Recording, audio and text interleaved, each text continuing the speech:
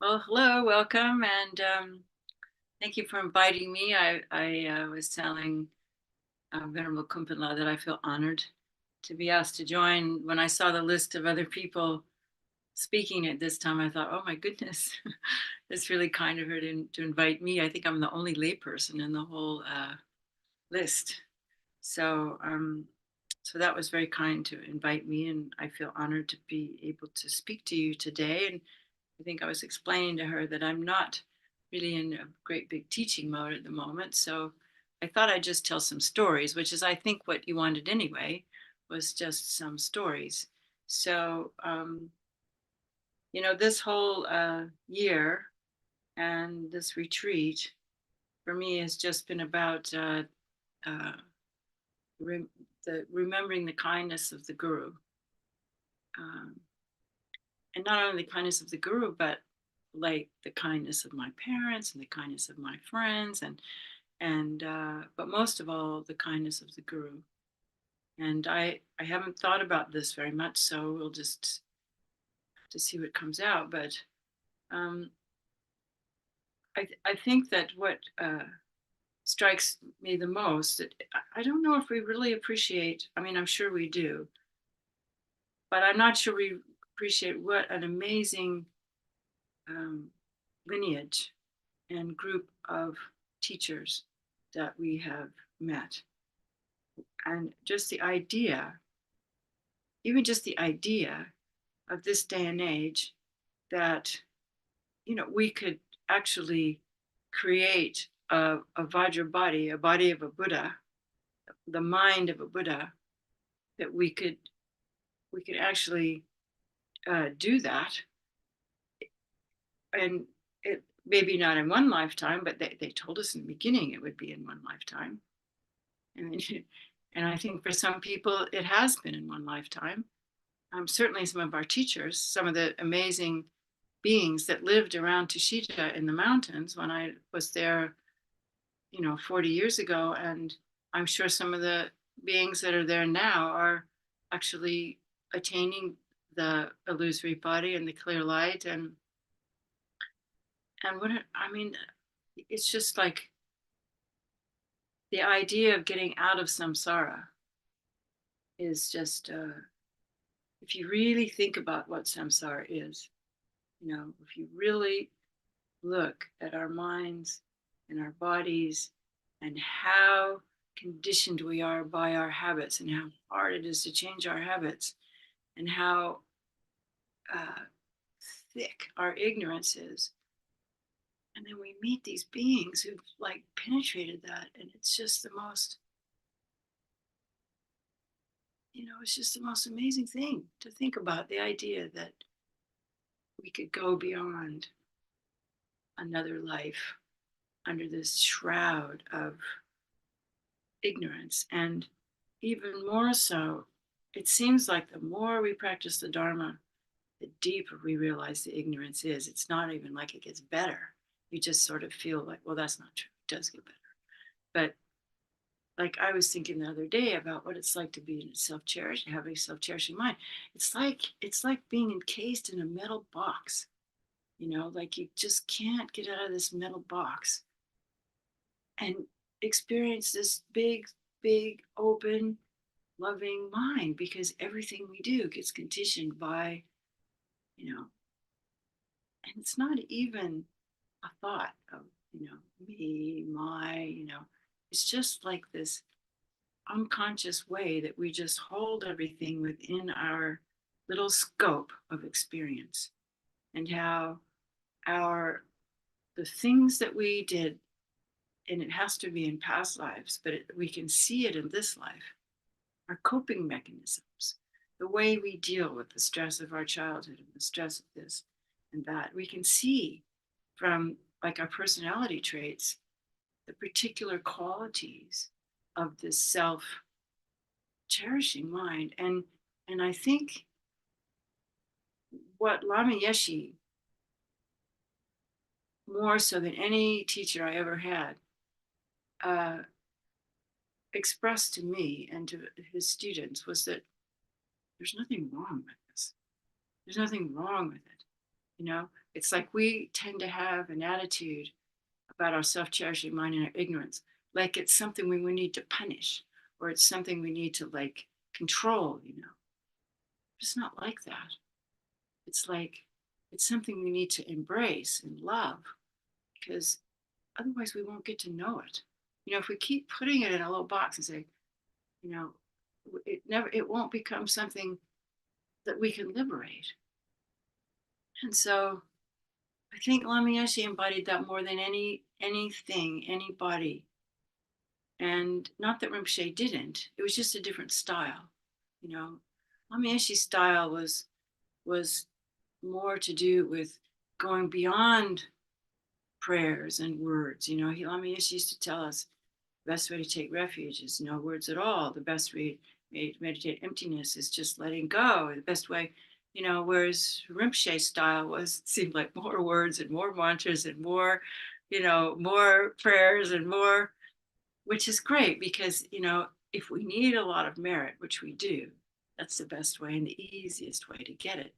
But at some point, you just have to let go and stop, you know.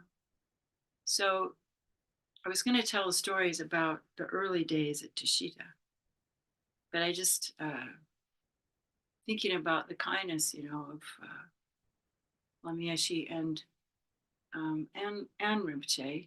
And before I get into Tushita, there was one story that I wanted to share because I was telling it last fall somewhere where I was teaching. It might have been in France. And I realized that probably a lot of people don't know this about Zopa Rinpoche. You know, we've heard the stories, and maybe some of you have read the Big Love book, and about how Rinpoche, you know, was a very reluctant teacher. You know, how, you know, the story of how Jackie Keeley had to go get him in a helicopter because he wasn't going to come down from Laudo to go on a tour with Lama Yeshe because he just wanted to stay in his cave and meditate. And to see the transformation of this young monk who looks a lot like the very young monks at Kopan, you know, this tiny, skinny little body, you know, he's as small as me, you know, and I'm pretty small. And I'm bigger than Rabina though. So, but anyway, that's silly. But how he transformed into this amazing Vajra master who at the end of his life uh, ended up just being so open. You know, some of you might have been able to be in France, and I know a lot of you went to Copan in, you know, 2022. I wish I'd gone now. But to someone who was seemed so full of like trepidation and I don't want to use the word fear, but, you know, even though lamas have their like, you know, enlightened aspect, they still have a personality. And Rinpoche was kind of like clothed in this personality of this timid, fearful, you know, uh, shy, not fearful, but very, very shy and private. And then at the end of his life, you know, he would just tell all the stories about his life. He shared everything on stage in front of 400 people. He would share his most intimate bits of his life.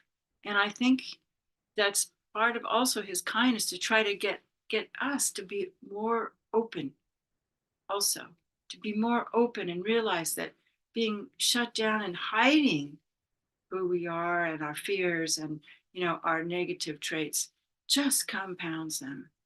And he would just be, you know, telling like really silly stories also to make us laugh, because I think, you know, I remember he said he kind of turned into a comedian, which in some ways he talked about being the comedian from Solakumbo, and that made me really sad because it was like the 10 years before that, Rinpoche was like pleading people, please practice, please practice. I remember at Light of the Path, I think it was 2014 or 2017. I think it was the 2014 one. He was like, please, you know, do some practice. But then by the end, he was just like laughing and just getting people do whatever they could, just even just pay attention to the teachings, because he would give a teaching and then he would mix it up with funny stories, just to keep our attention. And so, I mean, you can't believe that kindness to watch, that life of Rinpoche's life, to meet him when he was this young, uh, shy person. And so the story that I wanted to tell you, and so kind, Rinpoche was always so kind, so kind. And, the tiniest little thing, I mean, Roger had to protect him because otherwise he would be just nonstop helping people. I mean, Roger said that Rinpoche would give away his last shuntap. That's the bottom road, because he was so unconcerned about himself, completely unconcerned about himself. And that's just, we can't even imagine what that's like. Can't even imagine what it's like.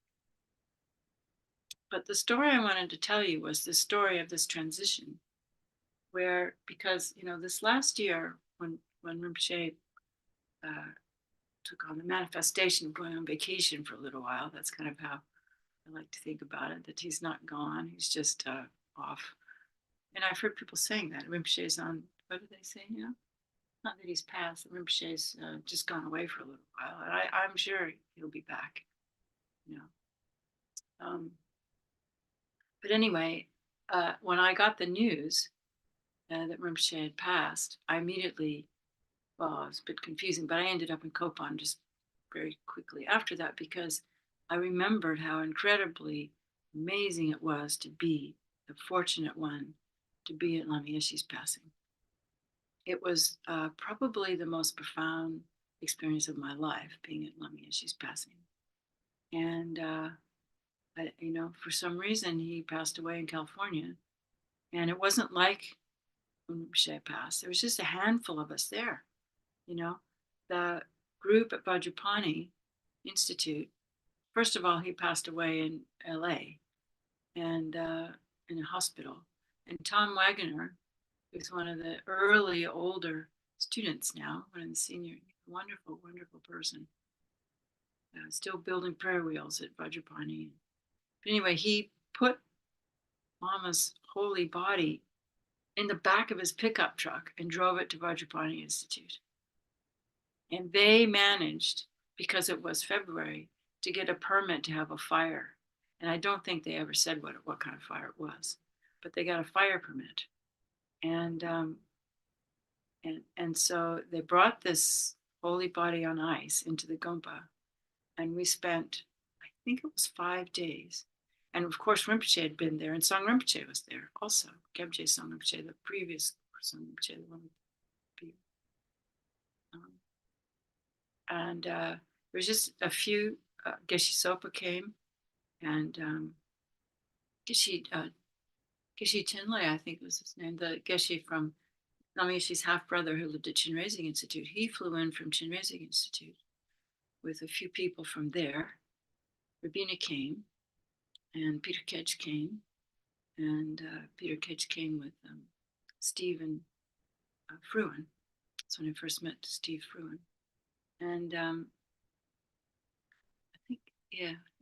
Anyway, that's not important. But so it was just these few lamas, and Losang Chonjo was there, and there was one more. Well, of course, there was Lama Zopa Rinpoche. That was all the lamas.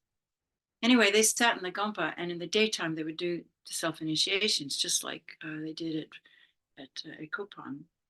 So I can't remember the order, but they did Guya Samaja, and they did Heruka, Chakrasamvara, Yamataka, and Vajrayogini, and some of the people at Vajrapani had done the Vajrayogini initiation so they could participate. But then in the night, Lama Zopa Rinpoche had us, and there must have been maybe 40 people there at the most, 35, 40 people, because the Vajrapani people had all been in retreat. They were doing the Body Mandala retreat, the Haruka Body Mandala retreat, which is pretty amazing, seeing as how that was Lama Yeshe's Yidam. And so they didn't want anybody to come because they didn't want to have their retreat disturbed. But of course, some people came. Most people were staying at Land of Medicine Buddha and commuting, but my friend Roger and I had been in retreat also, not that retreat. Lama Yeshe had given us a different retreat to do. And so, but we came and we were there. But anyway, and the main thing is that from the sun down to sun up, we spent the whole night doing alternating Vajrasattva practice and 35 Buddhas all night long in the room with the body on ice. And then finally, after I think it was 5 days, and nobody had a shower, nobody bathed, nobody was sleeping. I mean, I think we would maybe catch an hour of sleep. And for those of us that did that, I mean, I think a lot of people would go back to L&B. So maybe 30 people. And these were very devoted people during this body mandala retreat, mostly Vajrapani people, but Bernard Handler was there. Remember Bernie had come, and but anyway, so then they did the cremation, and the body was laying flat, and they had to sit it up and put it in cross leg and dress it. And I think it was Bill Kane and Chuck Thomas did all that, and then they had to build a stupa. So they built this stupa that morning out of the guys. There were always the guys at Vajrapani. It was like John Jackson. Many of you know Yarpel now, and Tom and Chuck and George Galt, and Ashley was still alive, I think. Yeah, and so they built this base of a stupa, and then they had to carry the holy body, which was quite heavy by then, and I guess it seemed heavy. I mean, it looked heavy. Maybe it was because it was on something heavy. But I remember they lifted it up and put it inside this stupa, and inside the square, like the base of the stupa. It was just the base. It was about maybe this high, and it had holes in it for the fire, so the fire could get air. And so they put the body right in that, and then they made out of bricks and clay, the shape of the stupa with the open at the top for the fire, and they had all the firewood below it. When people came, there was a lot of people that day, and I always couldn't imagine, because the ridge at Vajrapani Institute is quite small, and there must have been, I don't know, 150 people came, or I mean, it just seemed like the land just got bigger to make room for everyone. And Losang Chanjur, who's a friend of mine, he had been a monk at the Bodha Nath, Gelugpa Gompa, the place where Lama Yeshe used to sit, and but where they lived when they first came to Bodha, and would look up at the hill, that hill that had no buildings on it, where it was just from Bodha all the way up to Kopan was nothing but rice fields and rice paddies and a few little houses. But he would look up there and wanted he could see his monastery up there. And so he was friends with Losang. And so Losang, being the Omse, he knew everything by heart. He knew all the self-initiations. He knew everything by heart. And so that means from memory. And so I remember they had to find somebody who never knew Lama Yeshe to light the fire. It couldn't be any of his disciples. And by then Nick was there. Remember, Nick was there, and anyway, so Song Rinpoche was the master of ceremonies, and Lobsang was Song Rinpoche's disciple too. And so it was all close knit, and we had all received teachings from Song Rinpoche, so we were all Song Rinpoche's students as well. And anyway, so someone brought this nice woman. I remember she had short black hair, and she knelt and she lit the fire. And then the fire started, and then while it burned, they did the Yamantaka self-initiation. That's what they did. No, sorry, the Yamantaka fire puja. If any of you have ever done that. So they did and Lobsang knew the whole thing by heart, and he was the Omse while he was like putting all the ingredients in the fire. And he was just chanting away. It was just really amazing, of course. And I just cried the whole time. And I remember people tried to console me, but it wasn't like I was grieving. I don't know what it was. I was just like, no one else was crying. I was just, I mean, maybe they were whimpering, but I was just like wailing away. And but anyway, it was just an amazing, amazing day. And it was just like the sky was just like crystal clear, and I think there were some signs in the sky, but I don't remember what they were. We were all pretty tired, by then, and because we hadn't slept, and dirty, and and but then afterwards, but I can remember afterwards when it was all over with. Oh, and there's one uh, amazing bit was that this structure had these holes in it. They were about this big, where the fire, where the air came in. And at one point in time, for a long time, Lama Yeshe's skull was right inside that window. And there's a photograph of it that was in this magazine that Rabina made, the first Wisdom magazine. There's a photograph of it. I can't remember. Probably, maybe Tom took it. Tom was always taking the photos then of this skull in flames. It's an amazing photograph. And we would just, I mean, talk about impermanence. I mean, here was our Lama. We loved Lama so much. Lama had given us the keys to a life, not only of happiness, this life, and of connection. We had all these really good friends because of Lama, but this path to enlightenment that he had been sharing. And I'll talk about that in a minute. But so, because just less than a year before, he'd come to Vajrapani Institute and given the 6 yogas of Naropa's teachings. And Lama was so amazing during those teachings. He, for one thing, when he gave the Chakrasamvara 5 deities initiation, he took 5 days to do it. And he went through every little bit of the initiation so that we got all the meditations. So those of you who've had highest yoga tantra empowerment, the first one, that was the vase initiation that I think he spent 5 days giving the vase initiation. Then the other ones are fast, so it came at the end, because every day he went through, one, because you go through the 5 Dhyani Buddhas. So he had a day for each of the 5 Dhyani Buddhas, which usually, if you have an initiation, it goes really fast. You don't know what's going on. But he explained it all in great detail, so we would all take that empowerment, And he would come in, like Lama was so blissful at the end of his life. He would just kind of his eyes were red, and he was just just like he was intoxicated, he was intoxicated with bliss. He'd come in and get up on the throne, and he'd just kind of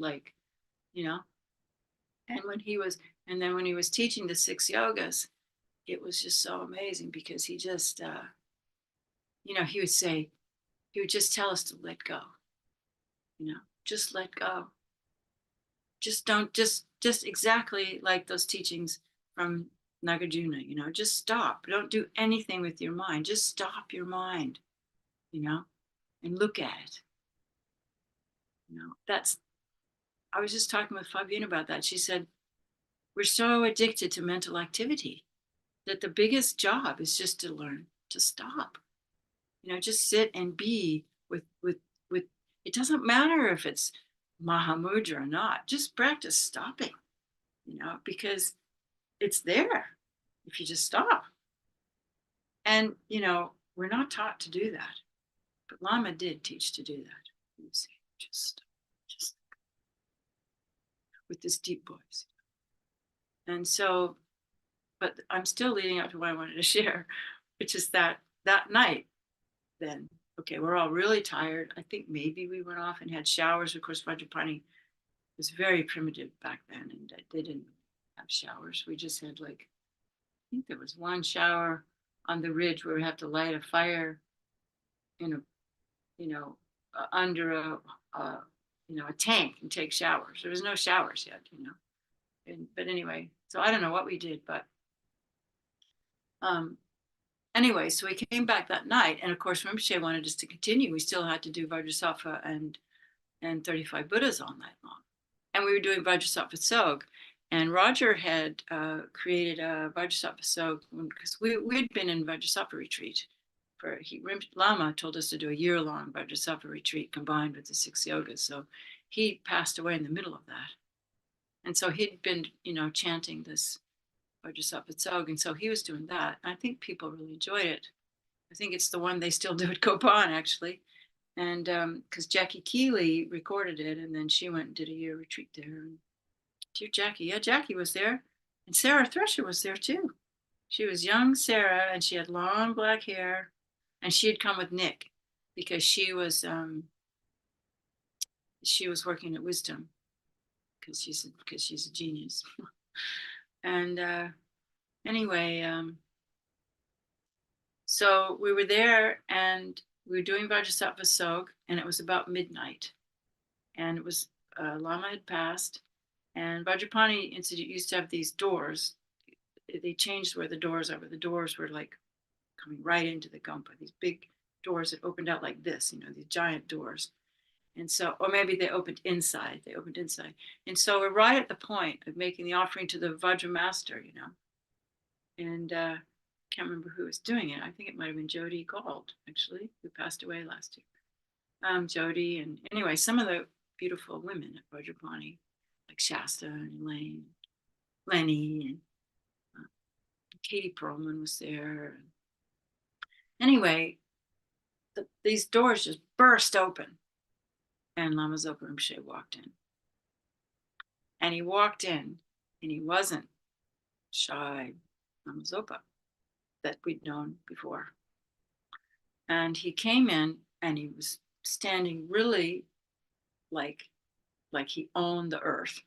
And he came in, and he walked up, and he sat up on the throne just in time to accept the Bala Madana, which he would never have done if Yeshe was there, of course, never, ever, And so he sat there, and he tasted it, and he accepted it, and he sang so beautifully, the verses, I visualized myself as a Guru Yidam, in great bliss and like that. And he was just so full of blessing.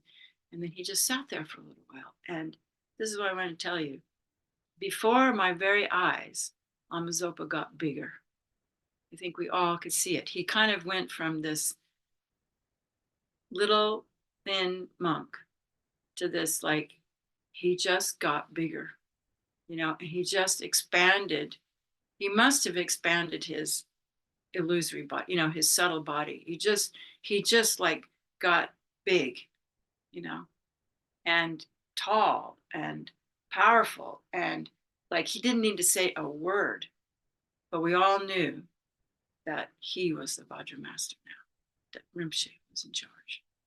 And that was just so powerful to see, because we didn't know what was going to happen. Nobody knew what was going to happen,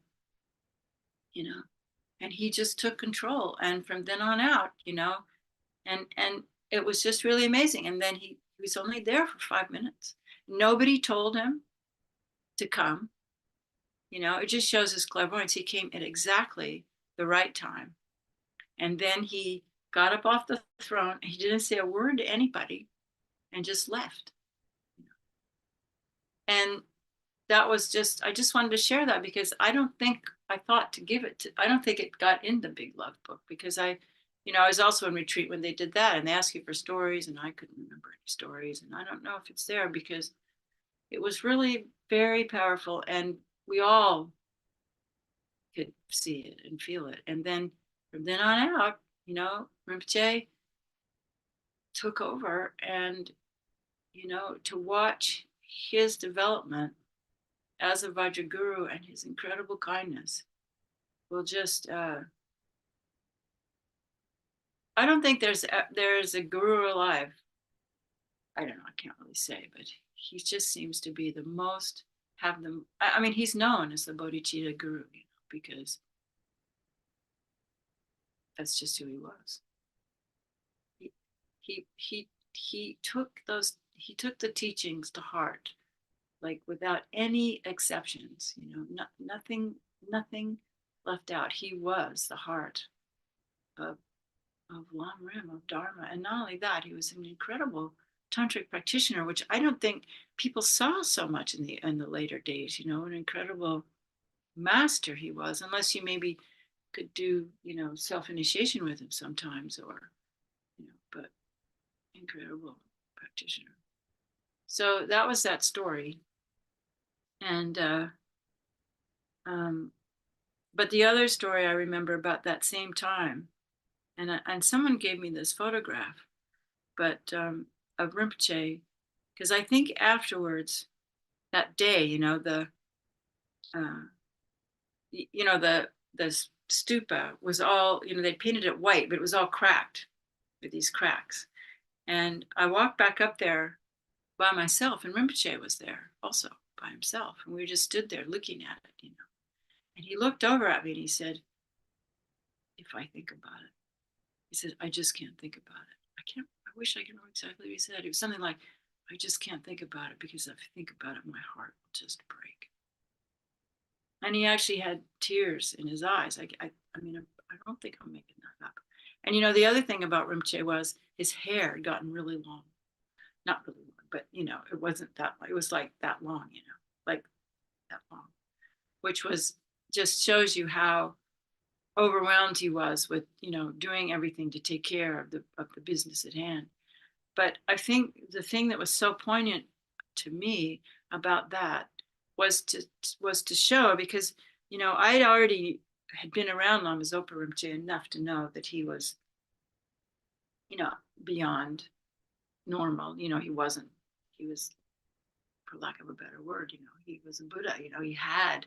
He was a great Mahasiddha. He's a great I mean, they all have the aspect of humans. They all have to have human personalities and their bodies, and he has to go to the dentist, and but that doesn't mean the inside isn't something very, very, very special.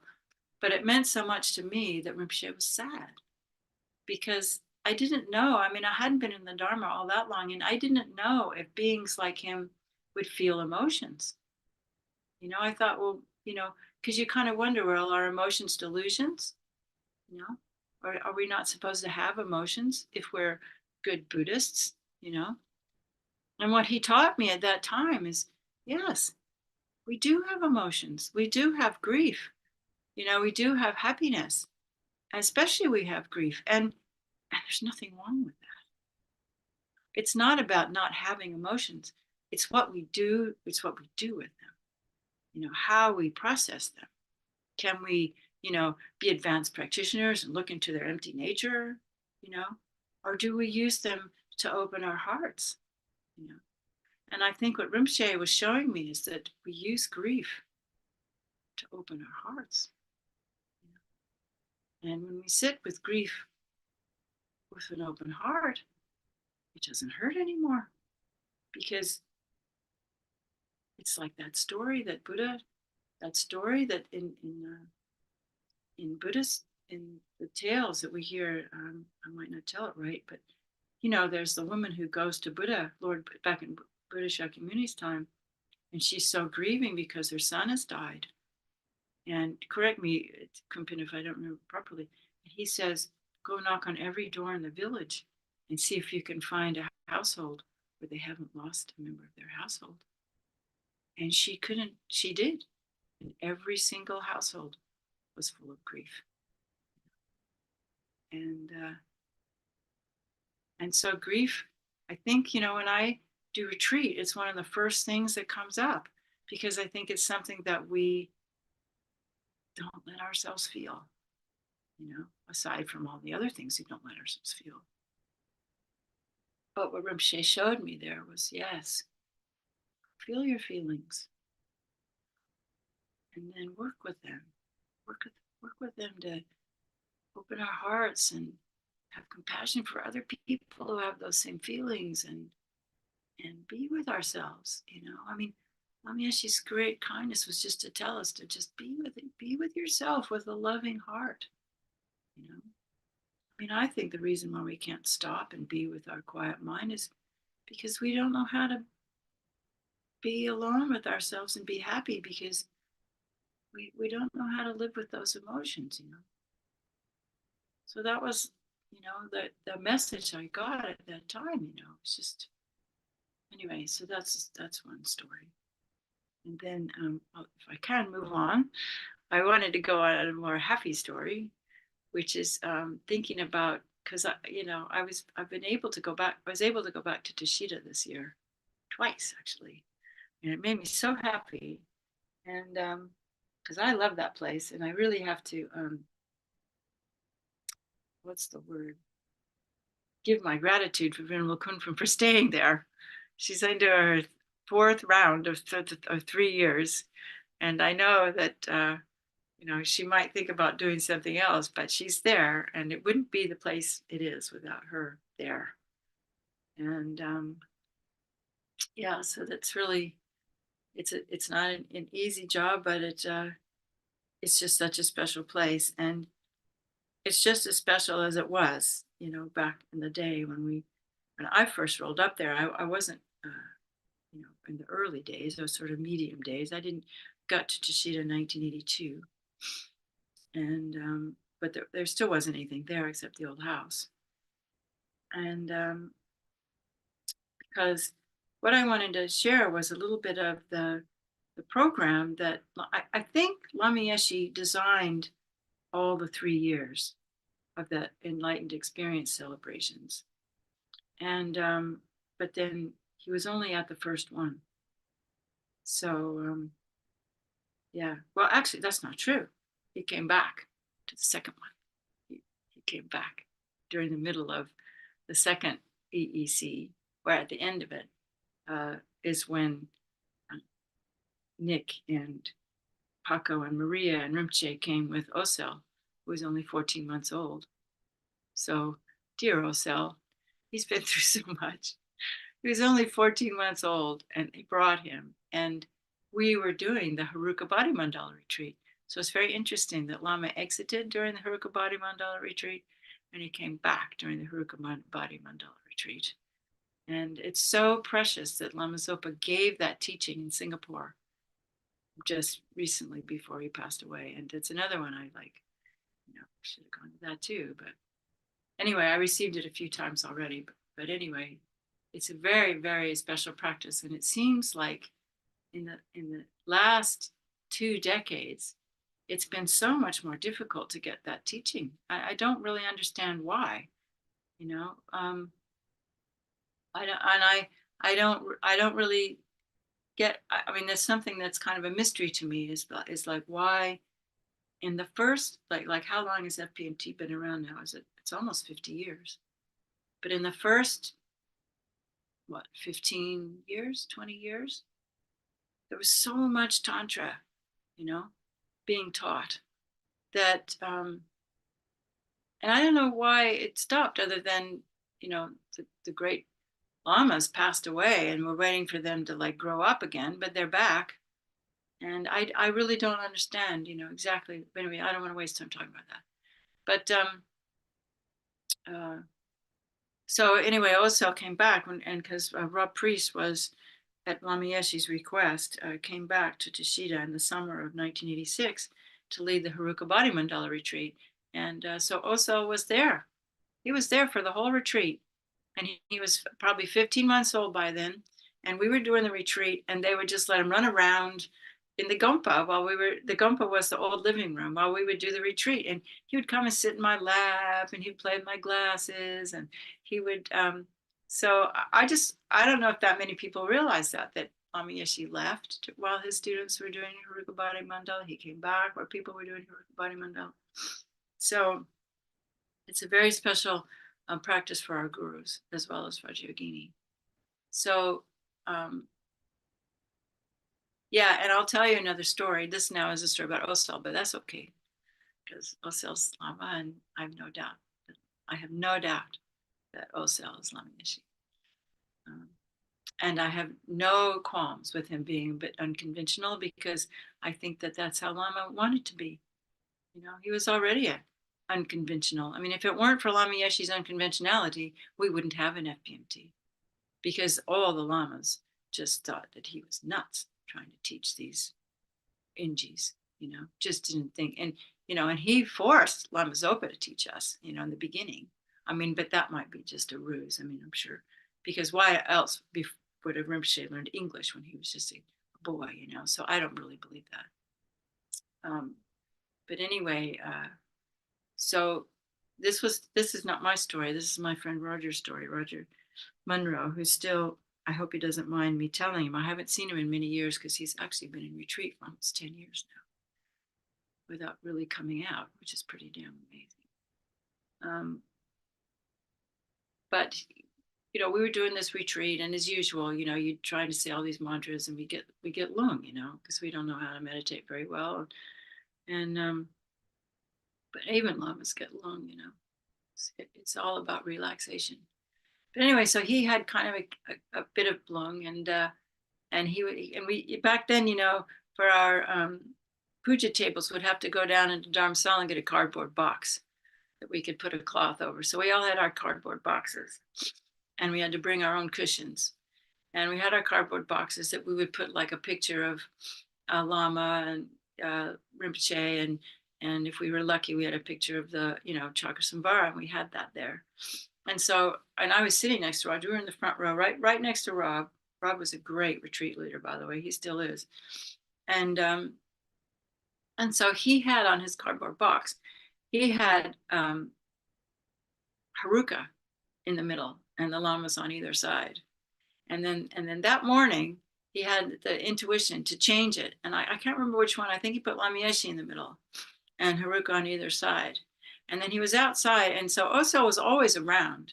And Gloria was there. She's passed away now, Venerable Gloria, and Venerable Yeshe Kadro, who's still with us. And Isabel Arustina, she's also passed away now. But they were like, and maybe even, and also I think maybe Paloma. I think Paloma, I can't remember if she was with us. She was doing the retreat, or I might be making up Paloma, but anyway, these wonderful people. So they, Oso was only a baby, and he'd ride around on their shoulders, and he'd pull on if they had hair, he'd pull on their hair, which way he wanted to go, like riding a horse, or their ears if they were ordained. And so he was riding around on, I can't remember whose shoulders he was on, but I was there when it happened. Might have been Gloria's. But anyway, so Roger was just kind of hanging around in the yard at Tashida, and or not hanging, I don't know what he was doing. He was walking probably to breakfast or something. And so Osel guided his human mule over to where Roger was and stopped in front of him to say hello to him. And Roger, Venerable, I should say his name, he's called Venerable Sumden, So Venerable Sumden looked up at him and gave him his little pinky finger and started talking to him like he would a baby. Oh, hello, how are you? You're so cute, little. And this little baby got really heavy, like showed like this kind of angry aspect, wrathful aspect. And so then he pulled back his hand really fast and he went, oh, and this little baby then put his hand, I mean, his hands are only this big, put his hand on Venerable Sumden's head, and he felt this wave of bliss go all through his body, and his lung was completely gone. So who says Oso isn't Lama Yeshe? It was really amazing for him. And he had a completely, blissful time the whole rest of the retreat. So that's also a Tashida story that is a really good one. And so in a little bit of time, I just thought I'd give you a bit of history about these enlightened experience celebrations, because Lama Yeshe organized them. And in the beginning, it was just going to be for the Sangha. And even back then, in 1980 and 81, there was about 100 Sangha members.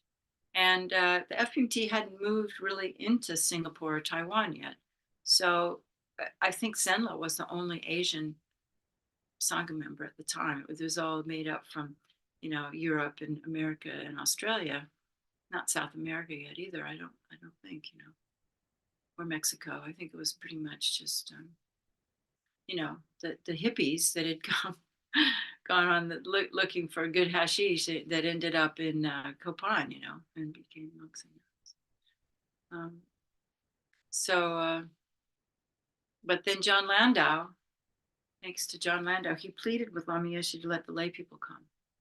So then the lay people were allowed to come, and then. But so they started at Copan, and then they would go to, it was like organized teachings for 6 months. So at that back in those days, people could take 6 months out of their lives and go back and find a job. The economy of the world was much richer, and there were many, many less people. I think there were probably half as many people on the planet 40 years ago as there are now. And so, you could work for a little while in a country like Australia or America or France and Germany and get enough money to go to India for 6 months, because of course it only costs a couple of dollars a day to live in India back then. And go to India and study for a year and then go back and find another job, no worries. So that lasted until into the 90s, I would say. And then, things got tight and things changed.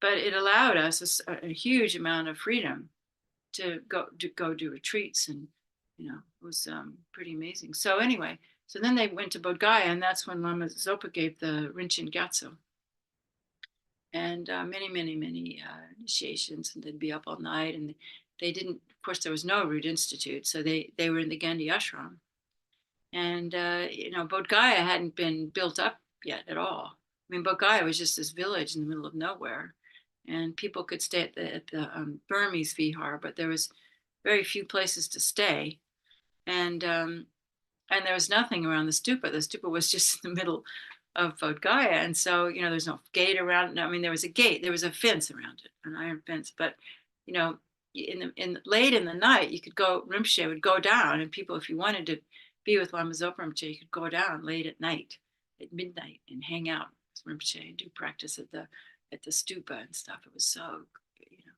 anyway, I wasn't there for that beginning part. I was still working at the time, but I used to have dreams about it. But anyway, so then they moved to Dharamsala, where they had teachings from Kebri Sang Rinpoche. But it started out with these Mahamudra teachings from His Holiness that Lama Yeshe wanted everybody to come to. And Jackie Kiwi and Mary Colony, and I helped a little bit too, were writing letters to, because back then there was no email, right? So we were typing on an unelectric typewriter, a manual typewriter from an office somewhere in I think it was just Jackie's room, and the what is it, the Boxu. That was like the only hotel at the time that wasn't just a little guest house. I think Jackie had a room there, and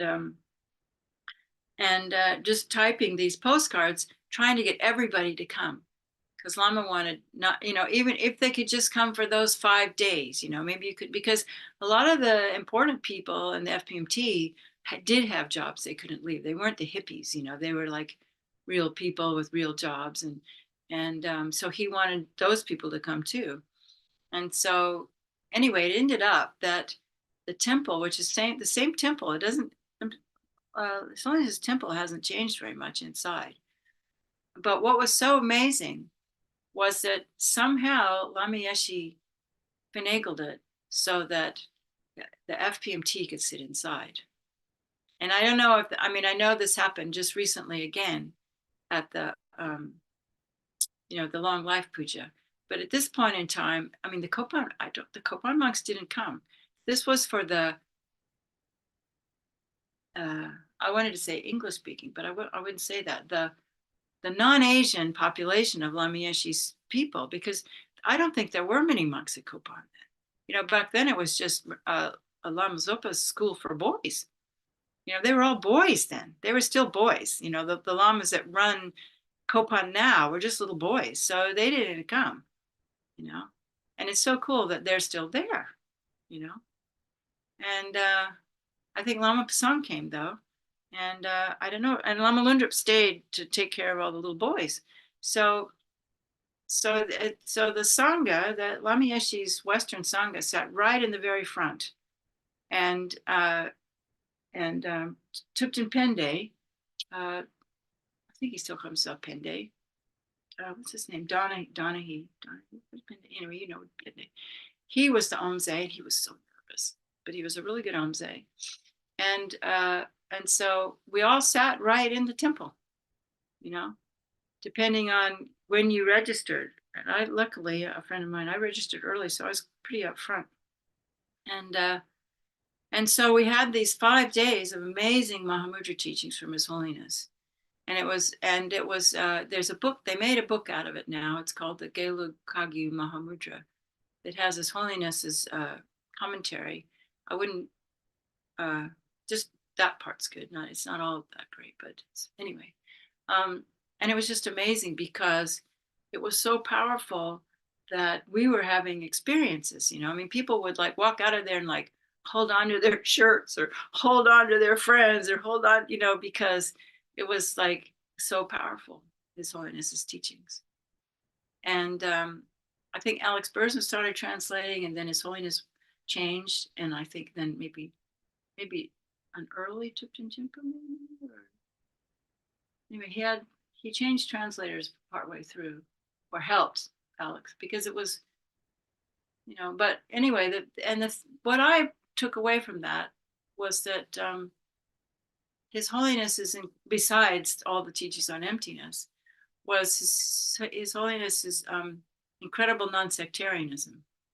You know, that he talked about all the different ways, all the different styles of Mahamudra or Dzogchen or whatever you want to call it, non-differentiation of samsara nirvana. And he made it a point of saying that they all go to the same point. So, you know, if you want to choose, you know, dependent arising, Lama Tsongkhapa's path, that's great. If you want to choose the Karmapa's path, that's great. But however, you know, but they're all valid. And I think that was really important for him to say that, you know. And then, I'm starting to run out of time, but then after that, we went up and the teachings were all at Tashita. And His Holiness Sangram Rinpoche gave like 3 weeks of Guya Samaja commentary that most people couldn't fathom or understand, you know, because it was so complicated, especially when he got to the mandala describing, you know, 2 cubits here and 5 cubits there, and really detailed commentary. And when it got to the difficult parts, some of you know Lama Chodak. He's a Lama in Australia now. He was also very young monk who had just finished his 3-year retreat, and he was translating. But there were times when it would get really complicated, like, well, not complicated, but whatever. Lama Zopa would take over. But what happened was, again, Lama Yeshe let his Sangha be first up, central. Then the lay people that had registered within the first, maybe, because they were so squished. I think we had 200 people squished in this little room because it was all the Sangha. And it was like you were sitting Tibetan style, you know, with your knees up, you know, just making room for everybody. But then Lama allowed, you know, all the other people to come. So the whole hillside was full of Tibetans. And at the downhill side, you know, the side that looks down at Tashita, that old house had these giant big bay windows, these beautiful full-size bay windows, and they would open up. And so Lama Yeshe, in his kindness, he didn't sit inside. He sat outside the bay window so that everybody could see that he was sitting out with the Tibetans and all the rest of the lay people. And back then they had a pretty primitive sound system, but they had speakers up so everybody could hear. And there were all these people taking these incredible teachings. So he gave Guya Samaja, and then he gave the Chud practice. He gave like 2 long, detailed commentary on Chud practice, which David Molk now it's in a book, but that David Molk has translated and published. And then came the Haruka Bodhi Mandala, which was just like the most amazing thing. And what was very interesting to me about it is by then, so many of the lay people were completely lunged out and they weren't coming. And so there was all this room in the Gompa, and I was sitting in the Gompa and I had like nobody around me. And I was just sitting there, you know, listening to these amazing teachings and just being like, it for me, that's what changed my life, because I thought, wow, these are teachings on how to like get enlightened in my lifetime. This is really, really amazing. You know, somebody's got to try this. You know, somebody's got to try this out, you know. And so I decided that's what I would do. So that's what I did. But the thing that I wanted to emphasize too is that even though there were these really powerful teachings with these really amazing, complicated visualizations, but when Sangha Rinpoche would teach them, you would get it. But the thing that came the most clear, even though they were tantric teachings, was the power of bodhicitta, the incredible power of bodhicitta, and what bodhicitta is. Bodhicitta isn't a thought, you know. I mean, it is. It starts out as a thought, but it's like they say, you know, when talking about, you know, realizing emptiness, or they talk about, well, first it's like, you know, reading or hearing about, Mingyur Rinpoche used the example of the moon. I think I might get this wrong, but it's like first you know, hear about the moon, and then you see a photograph of the moon, and then you really see the moon, you know, with your own eyes, you see the moon.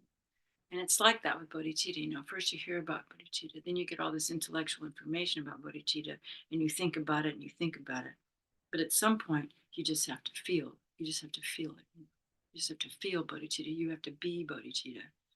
And then that, when you can really get in touch with that, that's what melts that steel box of bodhicitta that keeps us locked up in our own little world, that keeps us from experiencing the huge expanse of what our mind really is, and also that prevents us from having incredible empathy and understanding and feeling where everybody's coming from. You know, it's like, okay, you know, maybe I could try to put myself in that person's shoes, you know.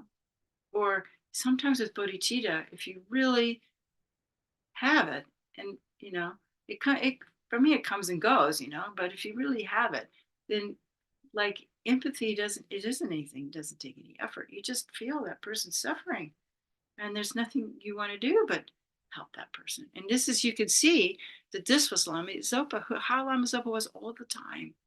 He was just oneness with bodhicitta all the time, you know. And Lama Yeshe too, I remember at the end of one of the last empowerments that Lama gave in California, and maybe one of the last ever. But he went off to, I mean, he did teach at Copan and later, but anyway, in California, when I was at, he gave Vajrasattva. No, it was just a Vajrasattva teaching. But at the beginning, he said, okay, now we're just going to meditate on bodhicitta. He didn't say a word. He didn't say a word. Because he was getting us to know that bodhicitta is something that you have to, you know, embody. You have to feel it. You have to feel it in your heart, you know. It's something, it's like this, what, you know, that's why Lama always signed big love. You know, that's what big love is, big love. It's this big, big bodhicitta. But anyway, somehow with all this tantric teachings, Song Rinpoche was able to convey that as well, you know. And he was so amazing. Like he was this like 84-year-old man, right? And he would sit for 6 hours without getting up, and we'd have to have breaks and pee-pee breaks and everything. And when he'd get up completely unstiff. Like he just would get up. He didn't need any help. He'd just get up and walk off the throne. He was Ruka. He was.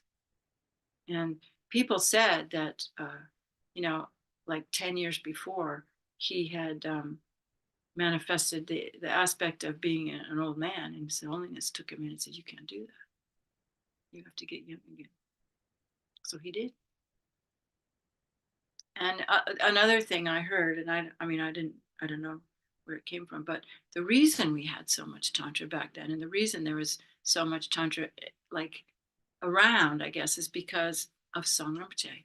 Because when they were in Buxa, you know, you all know, right? They were all in this prison camp when they first came out of Tibet. All the Tibetans were in Buxa.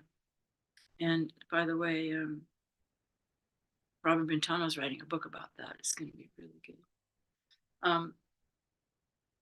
They were afraid. They didn't know what was going to happen. They didn't know if they were going to die.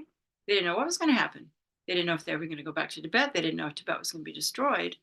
And so they were doing their best to preserve the Dharma. And so Song Rinpoche started giving tantric teachings like never before. You know, apparently, you know, for normal, just regular old rank and file monks to get tantric initiations was not that common in Tibet. in the monasteries. And so then, when Lama came along, Lama Yeshe came along, and he met the Western people, he seemed to think that it was appropriate for us as well. And so he managed to, I don't know how he managed to get Song Rinpoche to give us these teachings and His Holiness to give us these teachings, but he did. And then he would arrange retreats. So after that, all the monks and nuns, they stayed at Tashita and did the Guya Samadhi retreat. And the lay people went to a place in Dalhousie and did a Guya Samadhi retreat. And then a few years later, I'm going to finish this up, just go through these teachings. And then, of course, and then in 1985 and 86, it was a whole new round, and it started with in Kopan. Lama Zopa finished the Rinchen Gatso, and we also did finished a whole Yamataka retreat. And then Bodh Gaya, it was, I can't remember what happened in Bodh Gaya. I wrote it down, but I didn't bring the paper. Who was? Bodh Gaya. His Holiness taught Kala Chakra. It was this huge Kala Chakra.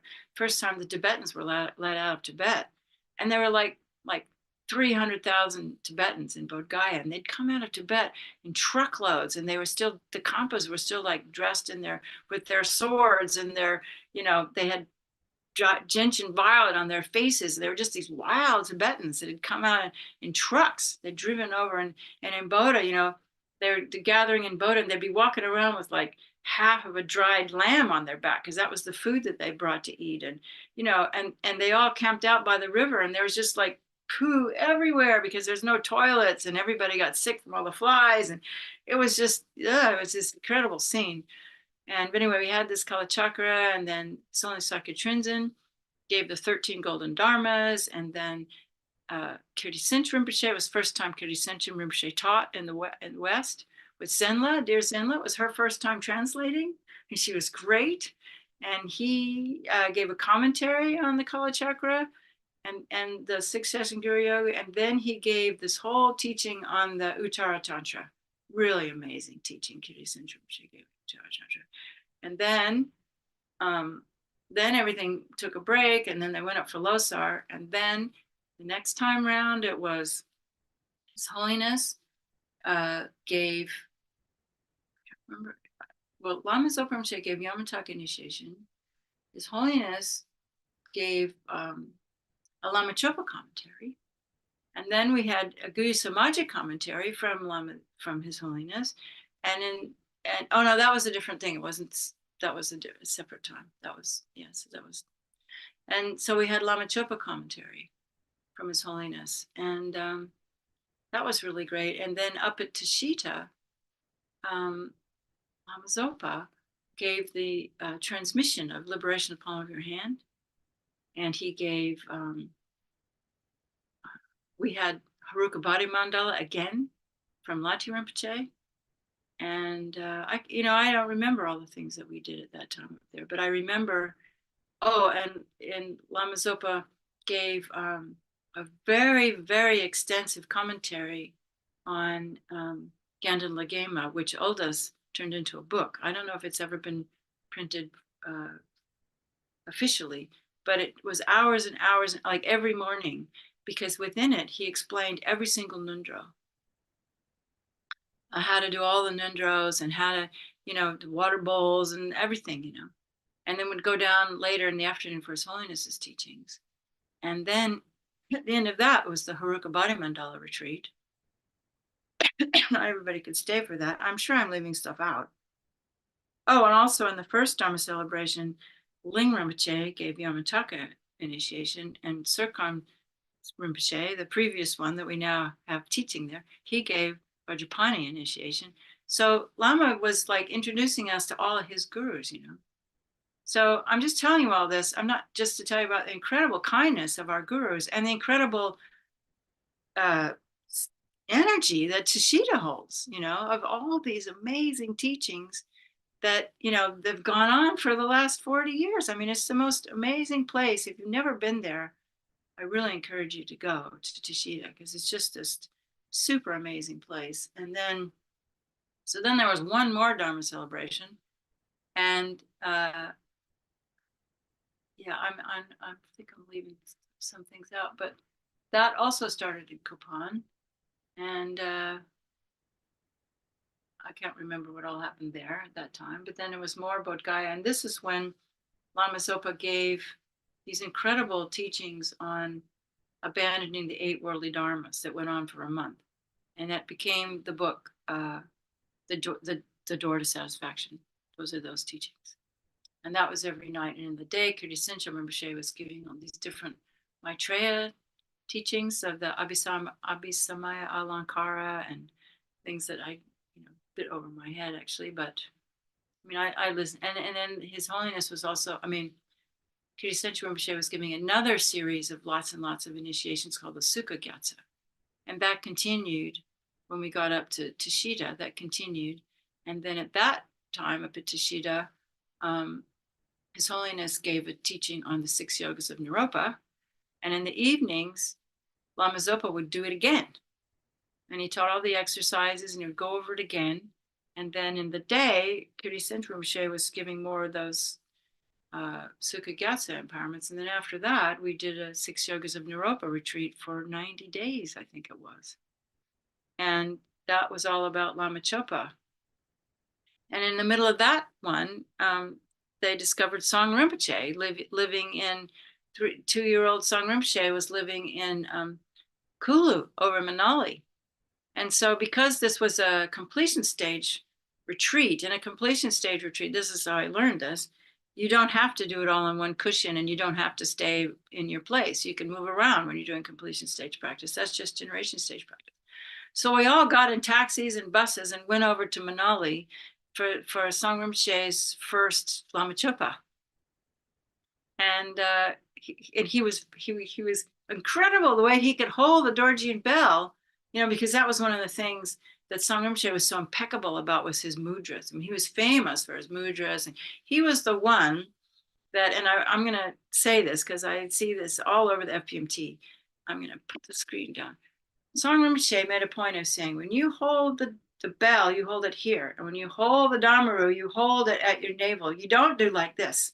I see so many people going like this. And he was very strict, but the bell is right here and the Damaru is right here because it's supposed to awaken your Tumo. So don't do this anymore. Sorry, I'm being a school teacher now. But anyway, it just irks me because I want our people to do it right, And but he held it all just perfectly, Of course, he got tired. He was this little baby. But then the next day, it was so cool.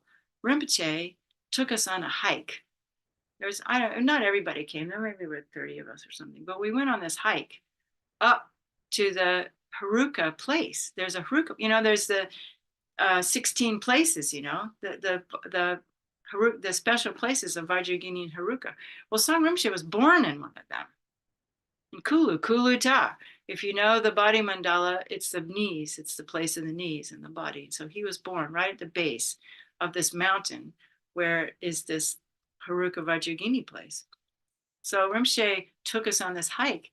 And it was so cool for me because I'm an outdoors person. And it was like, wow, this is my dream. I'm going on a hike with my guru, And it was a beautiful day. It was, it was like June and monsoon hadn't come yet and it wasn't hot. And Rinpoche, I had to like recite the 16 praises as we walked up the hill, and when we stopped for lunch, Rinpoche was just so wonderful that day because he was happy. Rinpoche loves being outside in the mountains too.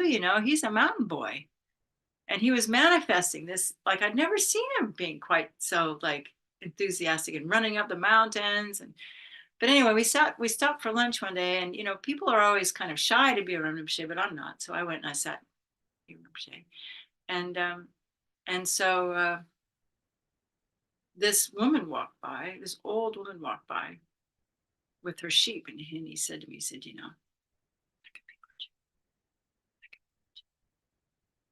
be and then afterwards, because he was peeling an orange, and I noticed he always leaves some of it. He stuck a bit of his orange in a bush to leave it for the pretas. And as the sheep walked by, he looked at me and he said, if sheep could talk, no one would eat them.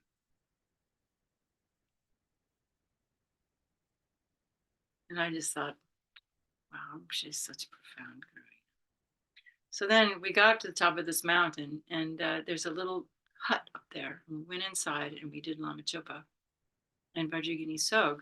And of course, Lama Zopa style, we were late coming back down again, and we had to walk the last hour at least, if not more, with in the dark. And me being a Californian and like, into gear and stuff, I had a flashlight. I was like one of the only people who had a flashlight. And it was back in the days when those mini mags were like the latest thing, it was before headlamps. And I had my mini mag. So I got to lead Rinpoche down the mountain. And I thought, wow, what a cause for emptiness, to get to shine the light of my guru's way. I was just so chuffed. And so then we get down to the bottom of the mountain, and he took us all out for an Indian meal. He paid for it all. It was such a great time. I mean, Rinpoche was so much fun. Those of you who ever got to have fun with him, when he relaxed and had fun and did picnics, they were both. I mean, that's the other thing that the Lama showed us is like, don't be so serious, You're so serious. Me too, I'm serious too. So anyway, those are my stories. So those okay stories. I just wanted to share some of the amazing teaching. Sorry, I'm just trying to. And so we have 15 minutes left if anybody wants to make a comment or ask a question. But mostly I just want to tell you, like gratitude, kindness. We are just the most fortunate people ever, ever, ever.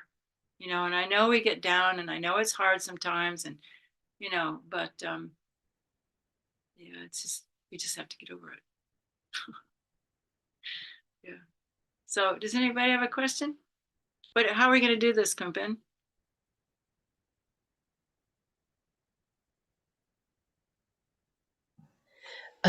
People can raise their digital hand or just unmute themselves. That's fine. They're shy. Yeah, I know. Oh, no, there's Karina. Hi, Karina. Well, I guess I didn't really say anything that would have a question, did they? Because it's not like I gave a teaching or just told stories. Well, can we tell another story? Well, there's Caroline Crossman. Well, she was there. Maybe Caroline, why don't you share something? She was at all of those Dharma celebrations. Come on, don't be shy. Share with us a story. You were there way more than I was. Come on. Say something. So. I don't think so, Paula. I don't think so. I think you did a lot more than I ever did. But I just wanted to really thank you because I was one of those people who got a letter from Lama. So I don't know who wrote my letter, but Lama was a little bit annoyed that the old students hadn't shown up for the Dharma celebration, the first one. Yeah. And it's actually the letter came conjointly. And it came to George Farley and to Caroline Crossman. That's me. And then George rang me and he said, "There's a letter from Lama." And I said, no, it must be for some other person called Caroline. It can't be for me. And he said, "No, it says Caroline Crossman," said George. And I said, "Well, what does it say?" And he said, "Lama says, 'Where are my old students? Why aren't you here?'" Yeah. And that was at the time that Bodh Gaya was happening, and I couldn't extricate myself at that time. So anyway, I arrived for the Tushita part of the story. Yeah, that's when we met. And there was nowhere to stay there. So incredible miracles would happen for me around Lama. And there was nowhere available on Tushita Hill at all because the Dharma celebration was in full swing. And I just went, oh, I don't know what I'm going to do. I'm going to have to walk up the hill every day, which is going to be a bit of a hike and a bit of a trial for me.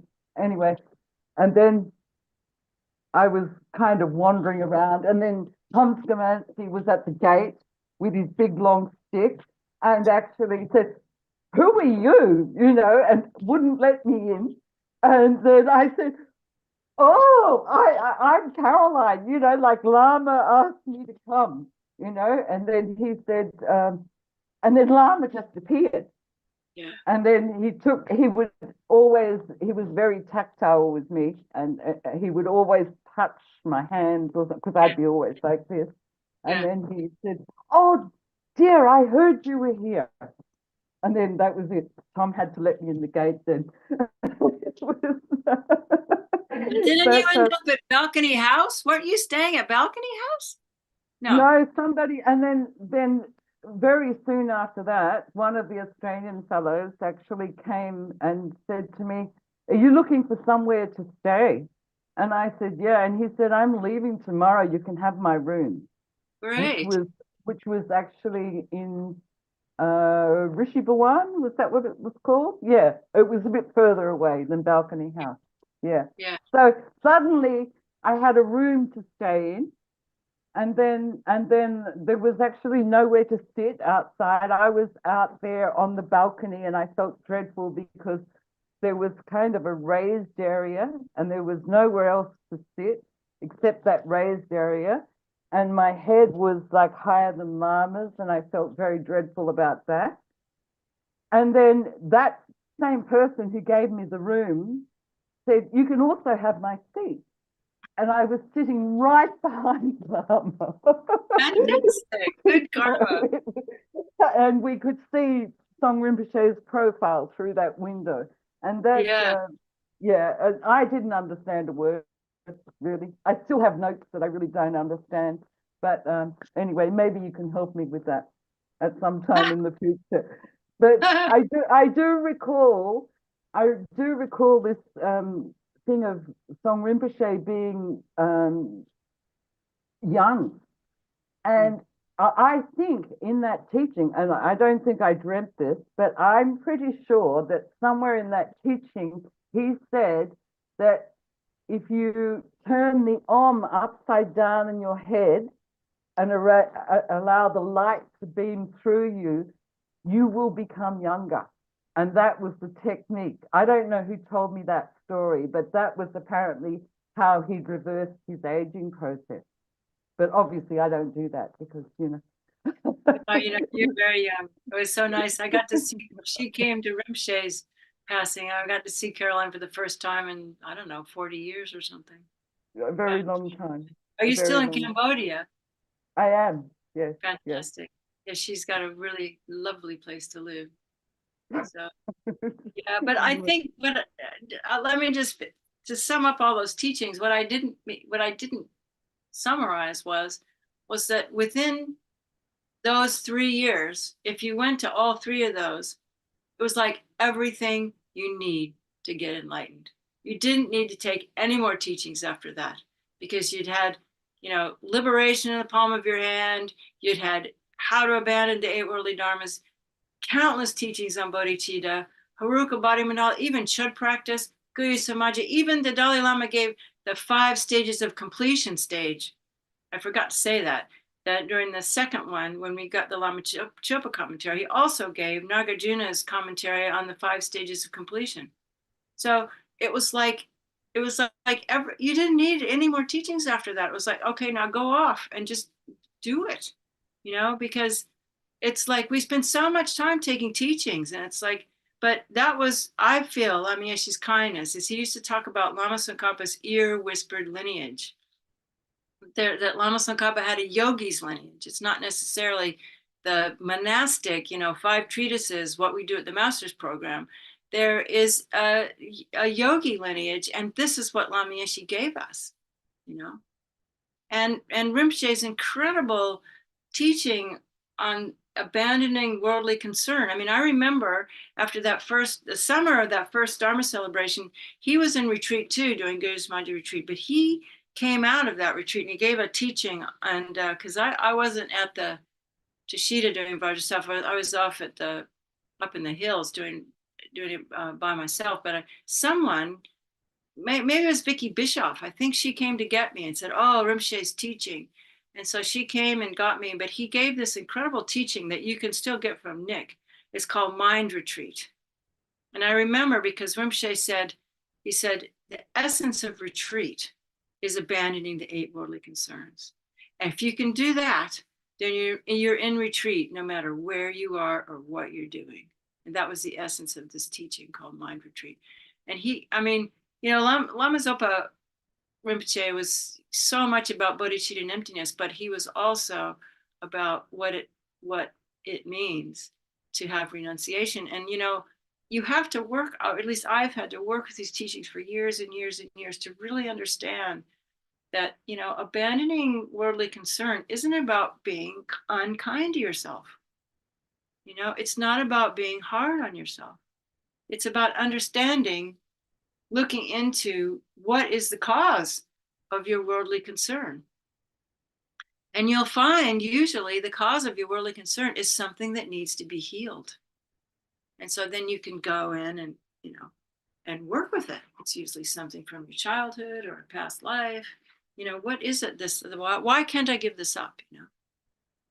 Because we tend to think abandoning worldly concerns is about, I don't need to have needs. Believe me, someone who's like really deprived myself of all kinds of, comforts in this life, trying to get enlightened, we have needs. And so it's not about that. So we have to figure it out, what it means. Everybody individually has to figure out what our Dharma practice is, because it's not going to look like anybody else's, and we don't need to compare ourselves to anybody else either. So, and a lot of that is abandoning worldly concerns and having the courage to just be yourself, Yeah. So one more person, maybe? Anything? Thank you, Caroline. It's really nice to see you. It's great to see you at Copan. Yeah. And you still have the most beautiful skin in the world. I'd like to share something. Yeah, Paula, thank you. It's Tenzin. Hi, Tenzin. Hi, thank you so much. Actually, I thought that there was a lot of rich teaching in what you shared. So thank you very much, really. One thing that struck me from early on in your talk was you commented about the change that there's been in Rinpoche, that he was very inward and turned inward. And let's see, somebody's not muted. Igor, maybe you could mute yourself for a little. But anyway, that you described that Rinpoche was very turned inward at first, and that he came kind of out of himself. That was really meaningful to me, and I just take that into my heart for my own changes in myself. Yeah. No, he was very shy. Yeah. I don't think he was so much on a, if it was just you and Rinpoche, or a couple of people, but in teaching situations, people said he used to get so much lung he'd go and throw up after he had to give a teaching, Yeah. Mm-hmm. So thank you very much for being here, for coming out of retreat to talk to us today. Well, I'm sitting in my room. You're actually in my retreat room, so I'm not really out of retreat, but this is just where I do my Zooms and stuff. So blessings. I think we're about anybody. One more comment or something, and then I think we have to end. Yeah. Nobody? Hello. May I? Yeah. Hello. Igor. Hello. Hi. Yeah. Hello. Yeah. Where are you coming from? Igor? Hi. Hello. Yeah. Croatia. Oh, I'm from Croatia. Wow. Yes. And Kumpen, hello, Tashidel, I'm so happy to see you. And yes, and Paula, I would like to really, really deeply thank you for your inspiring teaching and talk, sharing with us from your heart. And also last year, you shared very inspiring teaching and the meditation. It was so much benefit for me and for my friends I shared with. So I would like to ask a question to you. So thank you for your kindness. And I would like to ask a question because I saw a few years ago that you did the Vajra Yogini retreat in Tushita. And I really, really love Tushita very much. It's very close to my heart, but I was not able to come at that time. So I have a question. Do you plan to lead the Vajrayogini retreat or any other retreat from Gandenese ear-whispering lineage in Tushita in some this year or maybe in some future time. Thank you very much. I have to ask Kunpin that. I mean, probably not next year. I'm pretty already, people book up their schedules way in advance, and I can't teach I get really tired. I got pretty tired this year. So I'm because I when I teach, I just give too much, and I get really tired teaching if I have to lead a whole retreat. So I think if I were to do another like whole 100,000 Vajrayogini retreat, then I probably want to do it with somebody so that I didn't lead all the sessions, because if I'm finding, if I lead 4 sessions and a discussion session and a Qigong session, that's 6 sessions of teaching every day. And I get pretty worn out. I'm 70 years old now, so I have to take more care of myself. But thank you. We'll consider it, we'll keep it in mind and see what comes up. But, while you were saying that, when you said Vajrayogini, I also left something out of also what happened during those Dharma celebrations. During the second Dharma celebration, Geshe Senge was out of Tibet. I don't know how he came out of Tibet, but he was a Lama that Lama Zopa Rinpoche had, I think, met in Tibet. And he gave the whole Lung transmission of the Vajrayogini Great Retreat. It was for Mary Colony, but everybody else got to come. And, at that point in time, I wasn't even thinking about doing that retreat. But it was another one of those times where I just sat in at the right place at the right time, because that took days too. And then at the last one, Lama Zopa Rinpoche himself gave all the lungs for the Haruka Body Mandala Great Retreat. Because to do these great retreats, which take 4 or 5 years, you have to get all these transmissions, So that was pretty amazing. And then there was one more thing that happened at that second Dharma celebration. No, the first Dharma celebration was Geshe Jumpa Wangdu, Lama's good friend who attained enlightenment in one lifetime through the Chulin practice. He gave the transmission of Chulin when he was still alive, and he lived in Geshe Rapton's house over by their little hut over by Ling Rinpoche's house. And he gave the whole practice on how to do Chulin and all the exercises that you do. And Chulin practice is the practice where you don't eat. You take this one pill every day that's made out of Tibetan medicine and flowers and healing medicinal herbs, and you do a meditation practice that brings all the 5 elements into that, and you just take one pill 3 times a day. And that's what Lama Tsongkhapa did when he was in Olka for 7 years. Lama Tsongkhapa did retreat. And it's how Geshe Jumpa Wangdu got Shine and enlightenment, was doing the Chulin practice. And because you'll notice if you do retreat, eating is a big disruption. You have to eat, then you have to digest, so if you could do the Chulin practice, it would be really, really amazing. So that was another thing that, Lama just gave everything, of if you were there, that everything you needed to get enlightened in one lifetime. And my friend Samden is still in retreat, and I really hope that that's what happens to him, because that's all he ever wanted.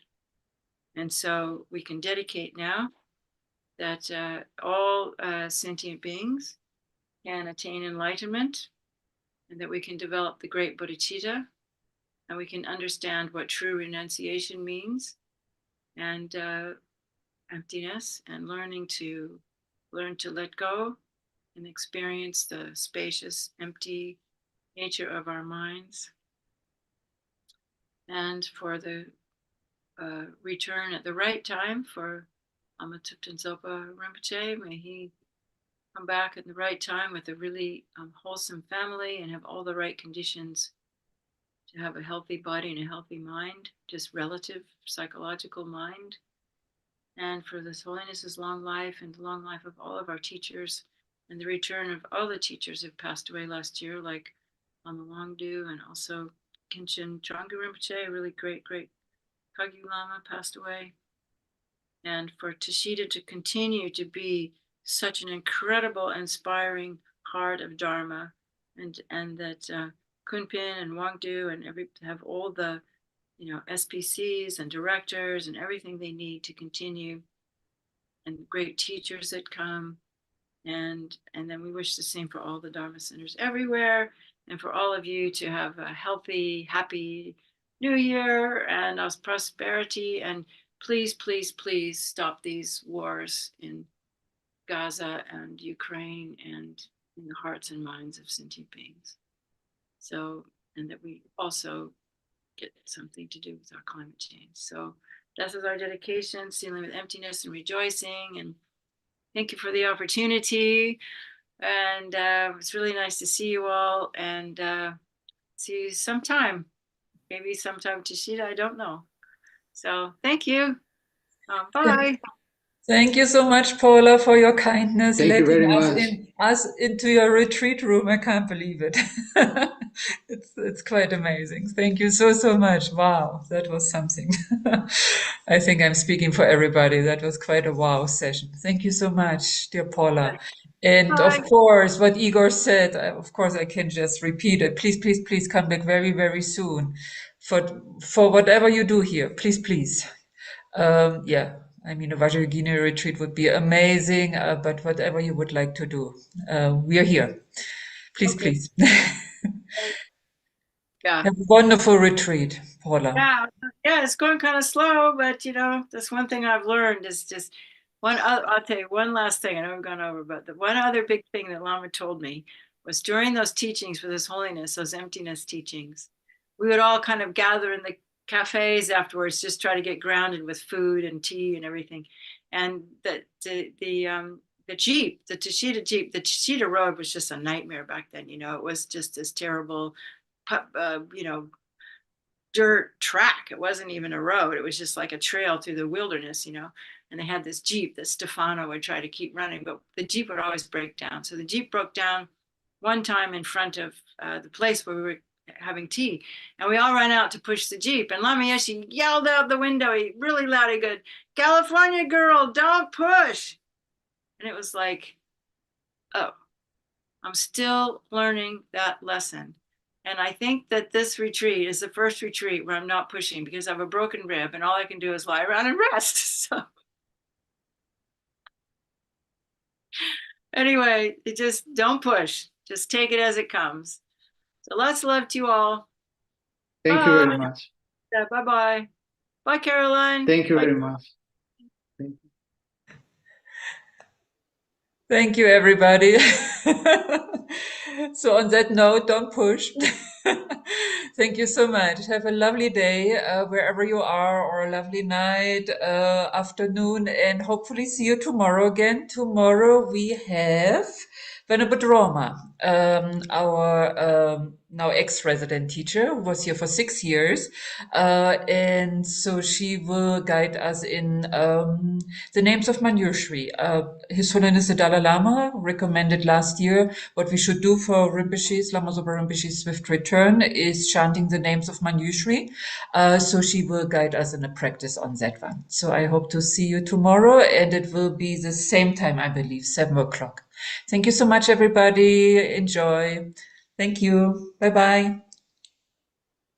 Thank you, Tupten La. Thank you very much. Very kind.